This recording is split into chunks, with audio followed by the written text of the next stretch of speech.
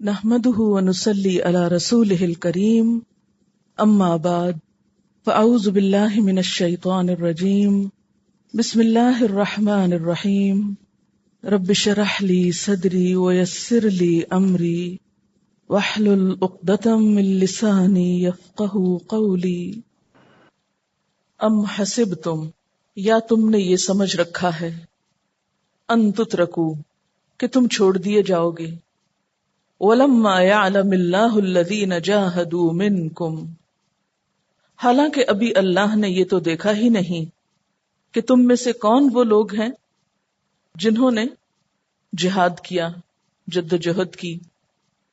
وَلَمْ يَتَّخِذْ مِن دُونِ اللَّهِ وَلَا رَسُولِهِ وَلَا الْمُؤْمِنِينَ وَلِيجَةً اور جنہوں نے اللہ اور اس کے رسول صلی اللہ علیہ وسلم اور مومنوں کے سوا کسی کو دلی دوست نہیں بنایا. واللہ خبیر بما تعملون اور اللہ باخبر ہے اس سے جو کچھ تم عمل کرتے رہتے ہو، جو کام تم کرتے ہو. اگرچہ یہاں پر خطاب عام نظر آتا ہے کہ سب سے خطاب ہے، لیکن حقیقت میں اس سے مراد وہ مسلمان ہیں جو ابھی تک اپنے پچھلے تعلقات اور رابطوں اور رشتہ داریوں کے بندھن سے ابھی تک پوری طرح آزاد نہیں ہوئے تھے. ان کے لیے اعلان برات ایک بہت بڑی آزمائش تھی. اگر آپ اعلان برات کے الفاظ پر غور کریں کہ اب امان اٹھا دی گئی، تعلقات ختم، ایک طرح سے دشمن حالت جنگ میں ہے، تو جیسا کہ آپ دیکھ رہے ہیں کہ ان دشمنوں میں کون کون شامل ہیں؟ اپنے ہی رشتہ دار، اپنے ہی گزشتہ دوست، اپنے ہی وطن کے لوگ. تو وہ لوگ جو ابھی تک پوری طرح قربانی نہ دے پا رہے تھے، ان سے خطاب ہے کہ ام حسبتم کیا تم نے یہ سمجھ رکھا ہے ان تترکو کہ تم چھوڑ دیے جاؤ گے، یعنی اپنی اسی حالت پر چھوڑ دیے جاؤ گے، تم پر کوئی آزمائش نہیں آئے گی، تمہیں اسلام کی راہ میں قربانی نہ دینا ہوگی. ایسا تو نہیں ہوگا. ابھی تو اللہ کو دیکھنا ہے. کسے؟ تمہارے عمل کو. کیا عمل؟ کہ تم میں اس کی راہ میں جد و جہد کرنے والے کون ہیں. اور صرف یہ جد و جہد ہی کافی نہیں، بلکہ دوسری شرط یہ ہے کہ اس جد و جہد میں اللہ اور اس کا رسول اور مومن ہر رشتے سے بڑھ کر عزیز ہو جائیں. انسان کی محبت اللہ اور اس کے رسول اور مومنوں کے لیے ہر دوسری چیز سے بڑھ کر ہو جائے. یعنی امتحان کس میں تھا؟ دو چیزوں میں. نمبر ایک، تمہاری جد و جہد کتنی ہے، یعنی تمہارا عملی رویہ کیا ہے، تمہاری ظاہری کوششیں کیا ہیں. اور نمبر دو، تمہارے دل کے حالات کیا ہیں.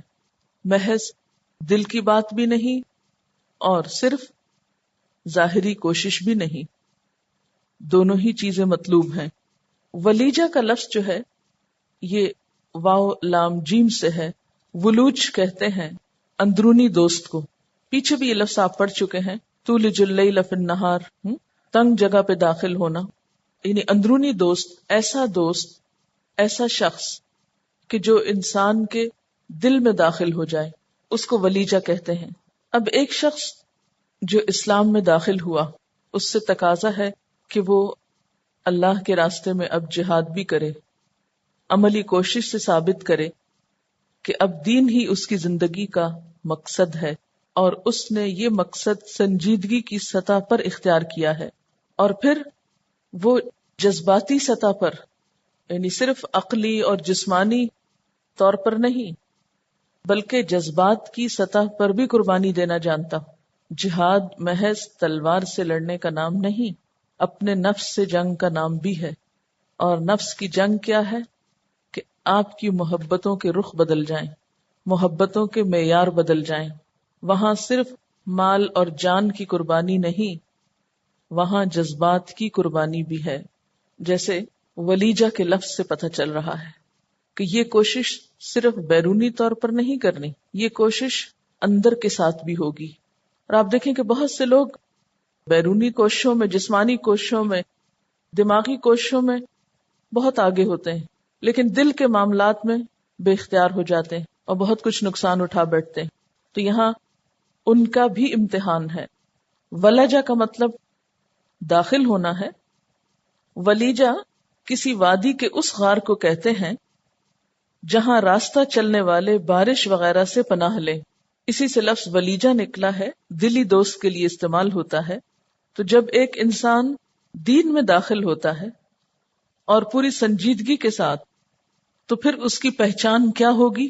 اس کے دل کے اندر کس کا مقام ہوگا؟ سب سے بڑھ کر اللہ کا. والذین آمنوا اشد حبا للہ.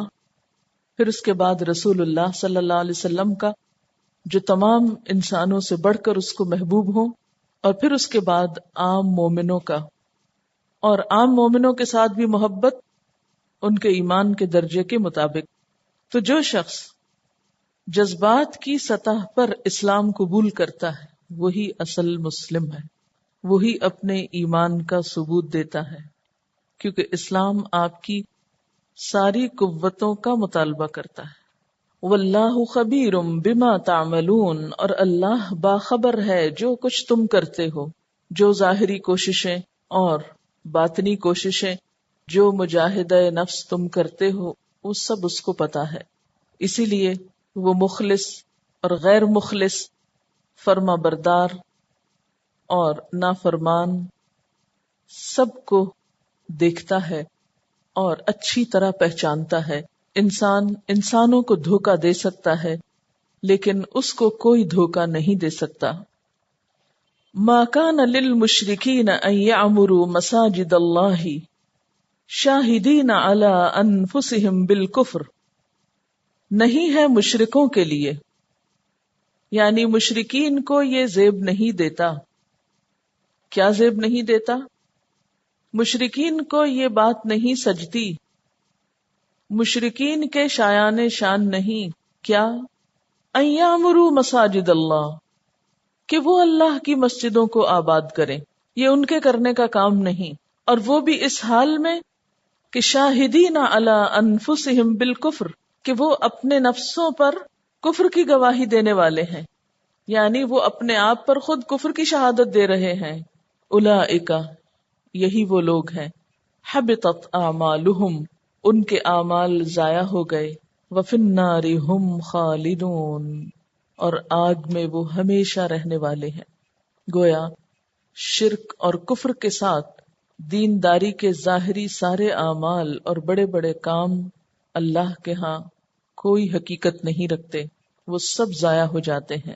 جیسا کہ آپ جانتے ہیں کہ مشرکین مکہ اللہ تعالیٰ کو مانتے تھے، حج بھی کرتے تھے، مسجد حرام کی خدمت بھی کرتے تھے، حاجیوں کو ستو بھی پلاتے تھے، کھانے بھی کھلاتے تھے، اور بھی اپنے طور پر دینداری کے کئی مظاہر اختیار کیے ہوئے تھے. لیکن ان کی سب سے بڑی خرابی کیا تھی کہ اس دینداری کے ساتھ انہوں نے ساتھ ساتھ شرک بھی اختیار کر رکھا تھا. مثلا طواف کرتے تھے، لیکن طواف کے ساتھ انہوں نے کچھ کافرانہ کام شروع کر رکھے تھے، ننگے طواف کرنا، تالیاں بجانا، سیٹیاں بجانا وغیرہ وغیرہ.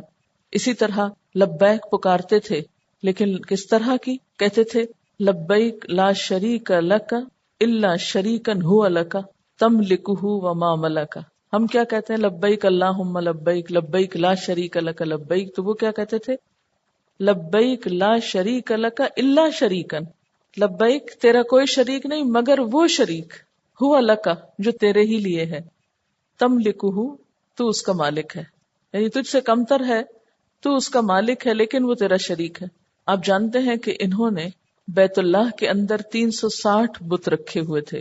بیت اللہ کی دیواریں بتوں سے بھری ہوئی تھیں.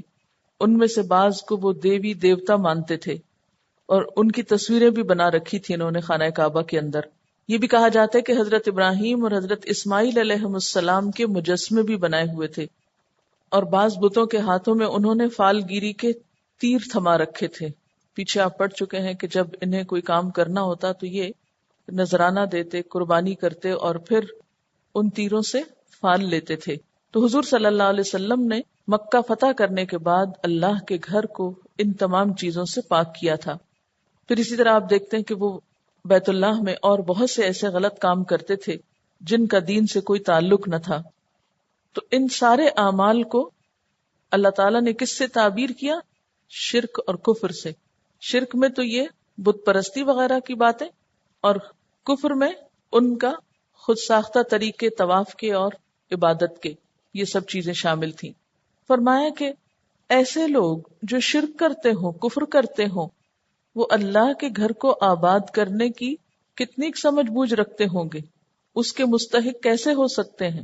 مثلاً آج کے دور میں بھی اگر آپ کسی کو مسجد کی خدمت پر مامور کریں اور وہ مسجد میں روشنی کا انتظام بھی کرے، صفائی کا بھی کرے، پانی کا بھی کرے، اور اس کے ساتھ ساتھ کچھ بت بھی لا کے رکھ دے، تو کیا آپ ایسے شخص کو مسجد کی خدمت کرنے دیں گے؟ اللہ تعالیٰ جو مالک الملک ہیں، ان کو یہ بات کیسے پسند آ سکتی ہے کہ اس کی مخلوق میں سے کسی چیز کو اس کا شریک ٹھہرا دیا جائے، یا کوئی شخص مسجد کی یا اس کے گھر کی آبادی کے نام پر بتوں کو لا رکھے وہاں، یا کسی بھی اور چیز کو اس کا شریک ٹھہرائے. ما کان للمشرکین ان یعمروا مساجد اللہ، مشرکوں کا کام نہیں ہے کہ وہ مسجدیں آباد کیا کریں. یعمرو کا لفظ جو ہے عین میم رے سے ہے، عمرہ آبادی کے لیے استعمال ہوتا ہے. عمارت کا لفظ بھی اسی سے ہے، اور اس میں ظاہری آبادی بھی مراد ہے.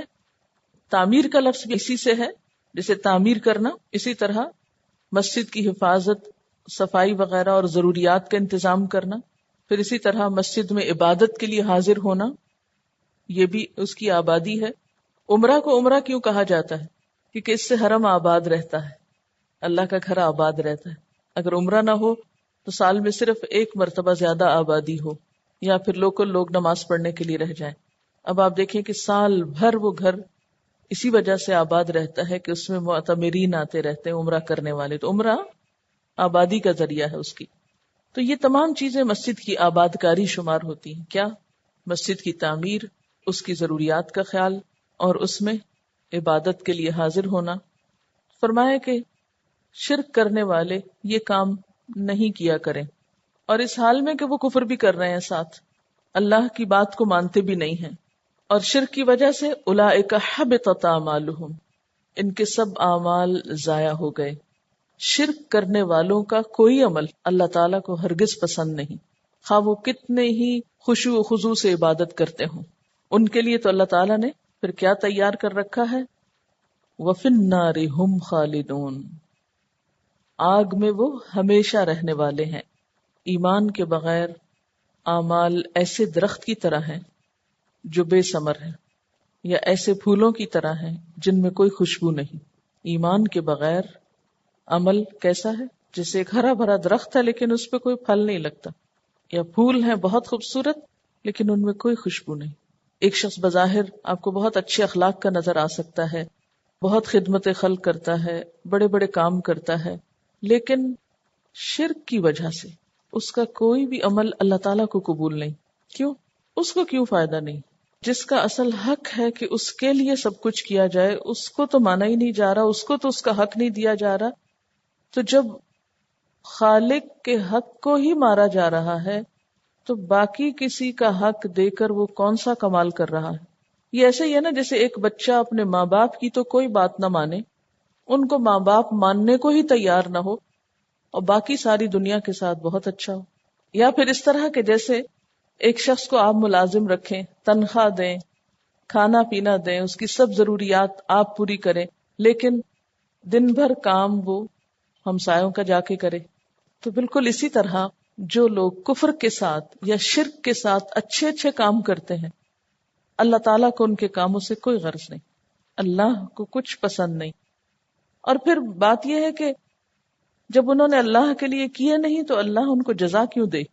وَفِي النَّارِ هُمْ خَالِدُونَ، ان کے اعمال تو بے قیمت ہیں، وہ تو آگ میں ہی جانے کے لائق ہیں.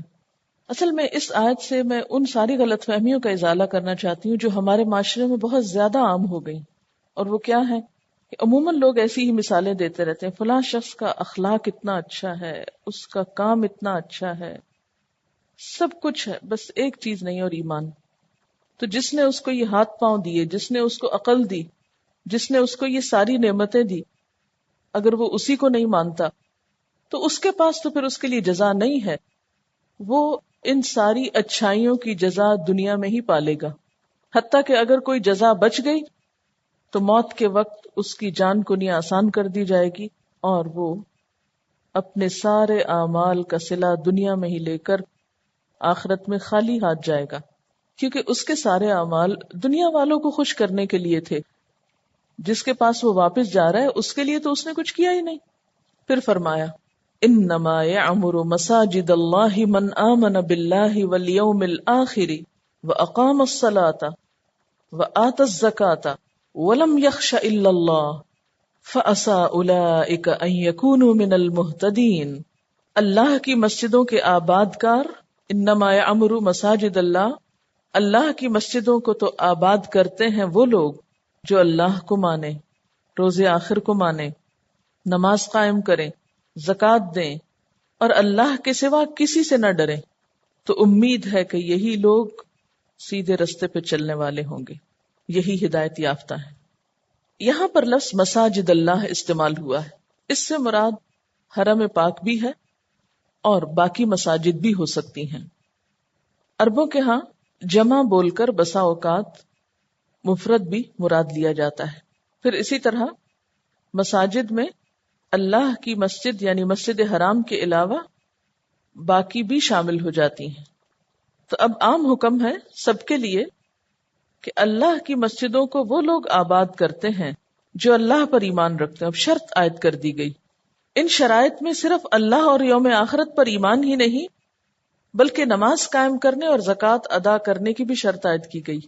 اب پچھلی کئی آیات میں آپ دیکھ رہے ہیں کہ بار بار ایمان کے ساتھ عمل صالح کی تفصیل بھی تھوڑی سی بیان ہوتی، اسے دین کی بنیادوں میں سے قرار دیا جا رہا ہے۔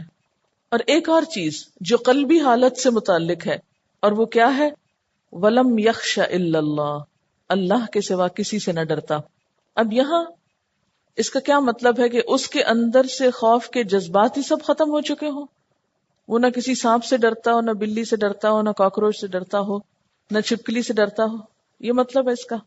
یہ مطلب نہیں ہے، یہ تو طبعی خوف ہے، کوئی اندھیرے سے ڈرتا ہے، کوئی جنوں سے ڈرتا ہے، کوئی کسی چیز سے ڈرتا ہے، اور کچھ لوگ ہیں جو ان میں سے کسی چیز سے بھی نہیں ڈرتے، جیسے حضرت موسیٰ علیہ السلام ڈر گئے تھے، جو عصا انہوں نے پھینکا تھا اور وہ سانپ بن گیا تھا۔ یہ ڈرنا مراد نہیں ہے، یہاں ڈر سے مراد غیر اللہ کا خوف ہے، اور شرک کی نفی کے لیے یہ چیز انتہائی ضروری ہے۔ اور غیر اللہ کا خوف کس معنی میں؟ کہ اللہ کے سوا بھی کوئی نفع یا نقصان پہنچا سکتا ہے، اللہ کے سوا غیبی طریقے سے کوئی اور بھی نعوذ باللہ شریک ہیں جو انسان کو کچھ فائدہ دے سکتے ہیں یا نقصان بھی دے سکتے ہیں۔ ایسے لوگوں کے بارے میں کیا فرمایا؟ فَأَسَىٰ أُولَٰئِكَ أَن يَكُونُوا مِنَ الْمُهْتَدِينَ، امید ہے کہ یہ ہدایت یافتہ میں سے ہوں گے۔ یہ کیوں کہا گیا ہے أَسَىٰ أُولَٰئِكَ أَن يَكُونُوا مِنَ الْمُهْتَدِينَ؟ کن کے بارے میں کہا جا رہا ہے؟ جو ایمان لا چکے ہیں، نماز پڑھتے ہیں، زکوٰۃ دیتے ہیں، اللہ کے سوا کسی سے نہیں ڈرتے، پھر کہا جا رہا ہے أَسَىٰ أُولَٰئِكَ أَن يَكُونُوا مِنَ الْمُهْتَدِينَ۔ کیوں؟ کیا یقینی بات نہیں؟ ایمان کی اصل حقیقت تو ہر ایک کی اللہ ہی کو پتا ہے، اور سب کی عبادات کا حال بھی اللہ کو معلوم ہے۔ دین صرف ظاہر داری کا نام نہیں ہے، اور کوئی بھی شخص اللہ کی مسجد کو آباد کر کے، یعنی ہم اس کو اعلیٰ درجے پر لیتے ہیں نا نیکی کے، جو شخص مسجد آباد کرے یا مسجد بنائے، کیونکہ اس کی بشارت بھی بہت ہے اور حقیقت میں اللہ تعالیٰ نے اس کے لیے اجر بہت رکھا ہے۔ لیکن اتنا بڑا کام کر کے کہ اللہ کے گھر کی خدمت کر کے بھی کوئی شخص کسی تکبر میں مبتلا نہ ہو، یا کبھی بھی اپنے آپ کو پاکیزہ نہ سمجھے، یا کبھی یہ نہ سمجھے کہ میں تو بخشا بخشایا ہوں اور میں تو بالکل ہدایت پر ہوں، یہ سارے کام کرنے والے بھی عسیٰ اولئک ان یکونوا من المہتدین۔ اصل چیز تو وہ ہے جو اللہ کے ہاں قبول ہو جائے۔ تو ہم سب کو کوئی بھی نیکی کا کام کرنے کی اگر توفیق ہو اور موقع ملے تو ساتھ اس بات کی فکر رہنی چاہیے کہ قبولیت بھی ہو جائے۔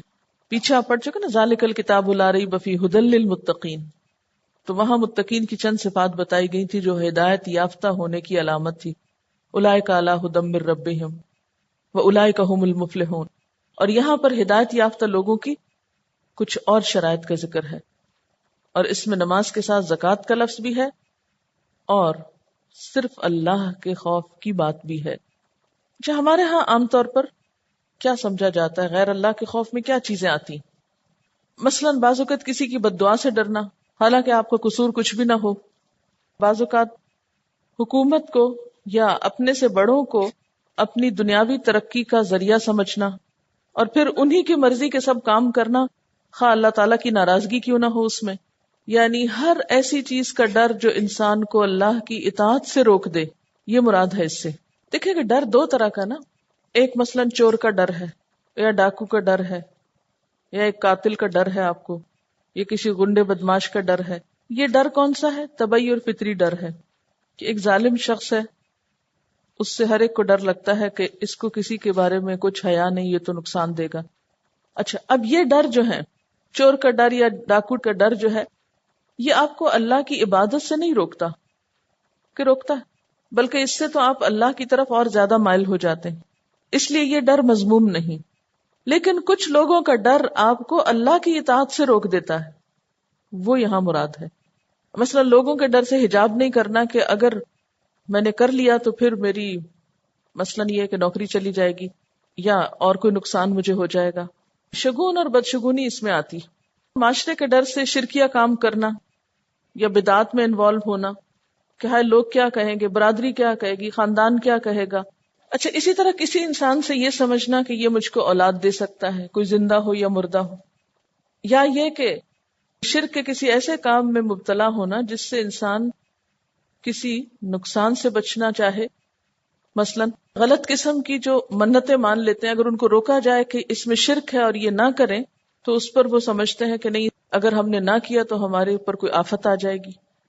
تو یہ ساری چیزیں غیر اللہ کے خوف میں شامل ہو جاتی ہیں. اب یہاں پر مسجدوں کی آبادی کا ذکر ہے، اس کا اجر اور ثواب کیا ہے؟ نبی صلی اللہ علیہ وسلم نے فرمایا، جب تم دیکھو کہ ایک آدمی مسجد میں پابندی سے آتا ہے تو تم اس کے ایمان کی گواہی دو، کیونکہ مسجد میں عبادت کی غرض سے آنا اس کی آباد کاری ہے. حضرت عثمان فرماتے ہیں کہ میں نے رسول اللہ صلی اللہ علیہ وسلم کو فرماتے ہوئے سنا کہ جس نے اللہ کی رضا کے لیے مسجد بنائی، اللہ ویسا ہی گھر اس کے لیے بہشت میں بنائے گا. یعنی دکھاوے کے لیے نہیں، کسی کے مقابلے پر نہیں کہ فلاں مسلک کی بن گئی تو ہمارے مسلک کی بھی یہاں بن جائے، صرف اور صرف اللہ کی رضا کے لیے، اللہ کی عبادت کے لیے. حضرت ابو سعید کہتے ہیں کہ آپ صلی اللہ علیہ وسلم نے فرمایا، اگر تم کسی آدمی کو مسجد میں آنے جانے کا عادی دیکھو، یعنی اسے آتے جاتے دیکھو، تو اس کے ایمان کی گواہی دو، کیونکہ اللہ تعالیٰ نے فرمایا ہے کہ اللہ کی مسجدیں صرف وہی لوگ آباد کرتے ہیں جو اللہ اور آخرت کے دن پر ایمان رکھتے ہیں. تو گویا مسجد کو آباد کرنا ایمان کی علامت ہے. حضرت ابو ہریرہ رضی اللہ تعالیٰ عنہ کہتے ہیں کہ آپ صلی اللہ علیہ وسلم نے فرمایا، 7 آدمیوں کو اللہ تعالیٰ اس دن اپنے سائے میں رکھے گا جس دن اس کے سوا اور کوئی سایہ نہ ہوگا. نمبر 1 عادل بادشاہ، نمبر 2 وہ جوان جو جوانی کی امنگ سے اللہ کی عبادت میں رہا، نمبر 3 وہ شخص جس کا دل مسجد میں لگا رہتا ہے، نمبر 4 وہ 2 لوگ جنہوں نے اللہ کی خاطر محبت کی پھر اس پر قائم رہے اور اسی پہ جدا ہوئے، نمبر 5 وہ شخص جسے کسی حسب اور جمال والی عورت نے برائی کے لیے بلایا مگر اس نے کہا میں اللہ سے ڈرتا ہوں، نمبر 6 وہ شخص جس نے دائیں ہاتھ سے چھپا کے صدقہ دیا کہ بائیں کو خبر تک نہ ہوئی، اور نمبر 7 وہ شخص جس نے تنہائی میں اللہ کو یاد کیا اور اس کے آنسو بہہ نکلے. ایسے لوگ قیامت کے دن اللہ کے عرش کے سائے تلے ہوں گے. اسی طرح مسجد میں جا کر اللہ کا ذکر کرنا جو ہے وہ بھی مسجد کو آباد کرنا ہے، لیکن یہ یاد رکھیں کہ اس میں شور ہنگامے کی اجازت نہیں. نبی صلی اللہ علیہ وسلم نے فرمایا، جب جنت کے باغات پر تمہارا گزر ہو تو پھل کھایا کرو. عرض کیا گیا وہ کیا ہے؟ فرمایا مساجد جنت کے باغات ہیں، وہاں کے پھل سبحان اللہ والحمد للہ ولا الہ الا اللہ واللہ اکبر ہیں. اور یہ جو میں نے کہا ہے نا کہ ذکر سے یہ مراد نہیں کہ انسان زور زور سے بلند آواز سے مسجد میں کچھ پڑھے، اس سے کیا ہوتا ہے دوسروں کی عبادت میں خلل آتا ہے. صائب بن یزید کہتے ہیں کہ میں مسجد نبوی میں کھڑا تھا، اتنے میں ایک شخص نے مجھ پہ کنکر پھینکا. میں دیکھتا ہوں کہ عمر بن خطاب ہے. مجھ سے کہنے لگے جاؤ ان 2 آدمیوں کو بلا لاؤ. میں بلا لایا. حضرت عمر نے ان سے پوچھا کہاں سے آئے ہو؟ کہنے لگے طائف سے. حضرت عمر نے فرمایا اگر تم اس شہر کے رہنے والے ہوتے تو میں تمہیں خوب سزا دیتا. تم اللہ کے رسول صلی اللہ علیہ وسلم کی مسجد میں اپنی آوازیں بلند کرتے ہو.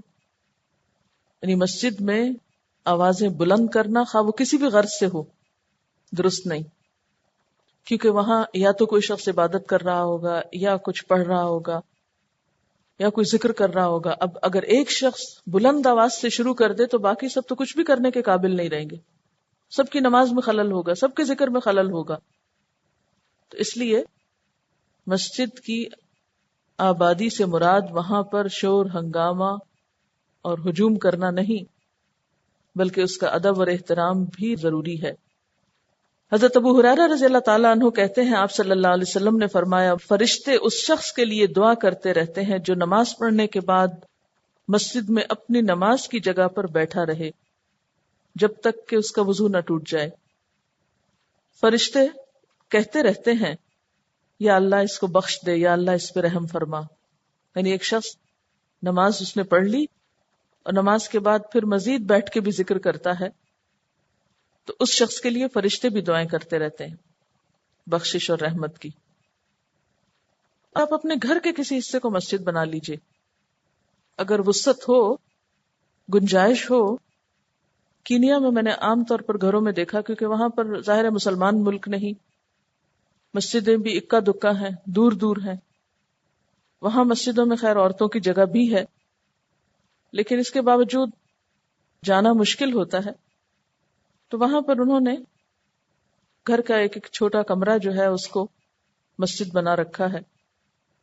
اور مجھے پہلی دفعہ یہ تجربہ ہوا کہ باقی گھر کی نسبت اس چھوٹے کمرے میں نماز پڑھنے کا لطف ہی کچھ اور تھا، کیونکہ اس میں صرف جائے نماز رکھی ہوئی ہے، تسبیح رکھی ہوئی ہے، خانہ کعبہ کی تصویر لگی ہوئی ہے اور قرآن پاک رکھے ہوئے ہیں اور سائز چھوٹا ہے، اور گھر کے بیچ میں ایسی جگہ پر ہے جہاں اتنی ڈسٹریکشن نہیں ہے ادھر ادھر کی.